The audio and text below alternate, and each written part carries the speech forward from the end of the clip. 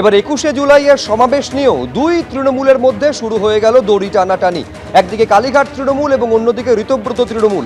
দুই তৃণমূলই 21শে জুলাই সমাবেশ করতে চেয়ে অনুমতি চেয়ে পুলিশের কাছে আবেদন জানিয়েছে। ভিক্টোরিয়া হাউসের সামনে সবার অনুমতি চেয়ে পুলিশকে চিঠি দেওয়া হয়েছে। সবার অনুমতি চেয়ে গতকাল সিপিকে চিঠি দেয় ঋতব্রত তৃণমূল। বিদ্রোহী কাউন্সিলরদের বৈঠকে গতকালই জানিয়ে দেয় ঋতব্রত তৃণমূল। কালই কলকাতা পুলিশের কাছে আবার কালীঘাট তৃণমূলও আবেদন জানিয়েছে।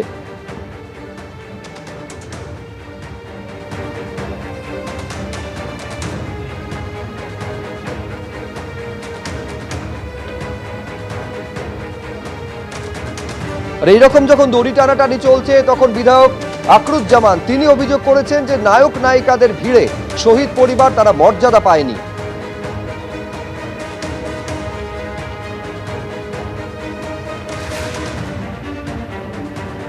আমরা তো প্রথমেই চাইবো আমাদের ভিক্টোরিয়া হাউস, যেটা বরাবরই আমরা করে থাকি, সেখানেই তো আমরা প্রথমে চাইবো প্রশাসন কতটা আমাদের দেবে কি দেবে না তাদের ব্যাপার। বরাবরই যেহেতু আমরা ভিক্টোরিয়া হাউসের সামনে তৃণমূল কংগ্রেসের যে আমরা শহীদ স্মরণ করি 21শে জুলাই, আমরা সেটাই প্রথম আমরা প্রশাসনের কাছে আবেদন করব। তারপরে প্রশাসন না দিলে আমাদের যারা কালেকটিভ টিম লিডার যারা আছেন, আমরা আপাতত সকলে বসে সিদ্ধান্ত নিয়েছি যে আমাদের ঐতিহ্যবাহী 21শে জুলাই আমরা ভিক্টোরিয়া হলের সামনেই করব।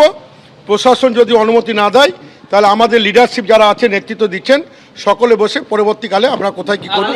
শুধু নায়ক নায়িকাদের ভিড়ে শহীদ পরিবার মর্যাদা পায়নি। এবার আপনারা দেখবেন আমরা যে শহীদ সমাবেশ করব 21শে জুলাই, সেই শহীদ পরিবার এবং তাদের পরিবারদের আমরা শ্রদ্ধা জ্ঞাপন করে আমরা সঠিকভাবে শহীদদের শ্রদ্ধা জানাবো।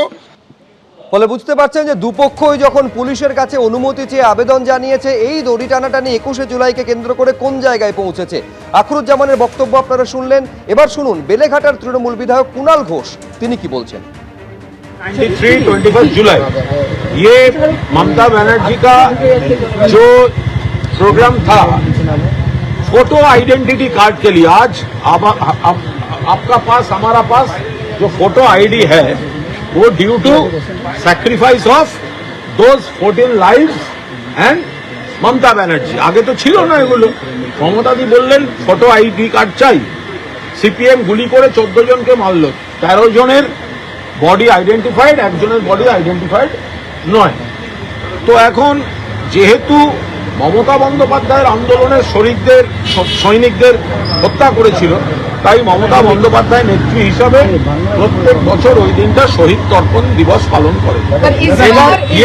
ये जो अगर ये वो जो हुआ था, मास किलिंग जो हुआ था वो धर्मतला में हुआ था, इसीलिए धर्मतला में हम लोग शहीद तर्पण हर बरस यही हम लोग करते हैं। तो पार्टी जो डिसाइड करेगा पार्टी करेंगे और देखते हैं ये लोग क्या करते हैं, लेकिन 21 जुलाई प्रोग्राम तो होगा ही। প্রশাসনিক অনুমতি নিয়ে দড়ি টানাটানির মধ্যে তৃণমূলের 21শে জুলাই সভা নিয়ে আদালত অবমাননার অভিযোগ তুলে সম্প্রতি হাইকোর্টে একটি মামলা দায়ের হয়েছিল। তাতে উল্লেখ করা হয় 2018 সালে কলকাতার কোনো বড় বা প্রধান রাস্তা সভার জন্য সম্পূর্ণ বন্ধ করা যাবে না, নির্দেশ দিয়েছিল কলকাতা হাইকোর্ট। আর মামলাকারীর অভিযোগ, সেই নির্দেশ অমান্য করে 2025 সালেও শহীদ দিবসের সভা করে তৎকালীন শাসক দল। আর এই নিয়ে মমতা বন্দ্যোপাধ্যায় এবং অভিষেক বন্দ্যোপাধ্যায়ের বিরুদ্ধে নোটিশ জারির নির্দেশ দিয়েছে আদালত।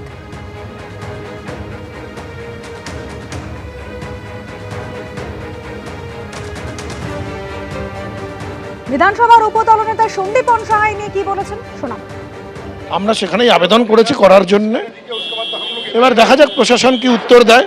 আমরা যদি পারমিশন পাই, গায়ের জোরে করব না, যদি আমরা পারমিশন পাই নিশ্চয়ই সেখানেই করব যেখানে আমাদের 21শে জুলাই হয়ে থাকে। মমতা বন্দ্যোপাধ্যায় করতে চাইছেন, আপনারাও করবেন, সেটা তো তার বিষয়। আমরা যেটা করতে চাইছি আমরা সেই বিষয়ে বলতে পারি, আমরা করতে চাইছি সেইটা আমরা অ্যাপিল করেছি। এবার এরপরে প্রশাসনের উপরে নির্ভর করে তারা আমাদেরকেই পারমিশন দেবেন কি দেবেন না। আচ্ছা, মমতা বন্দ্যোপাধ্যায় বিহীন 21শে জুলাই কেমন হবে ব্যাপারটা দেখতে? বিহীন বা যোগ করে নয়, তৃণমূল কংগ্রেসের 21শে জুলাই, তৃণমূল কংগ্রেসের 21শে জুলাই নিশ্চিতভাবে হবে এবং তৃণমূল কংগ্রেসের দেখবেন যারা দীর্ঘদিন থেকে তৃণমূল কংগ্রেস করেন, যারা তৃণমূল কংগ্রেস বলে চিহ্নিত তাদের অঞ্চলে, তারা সবাই সেই অনুষ্ঠানে থাকবেন।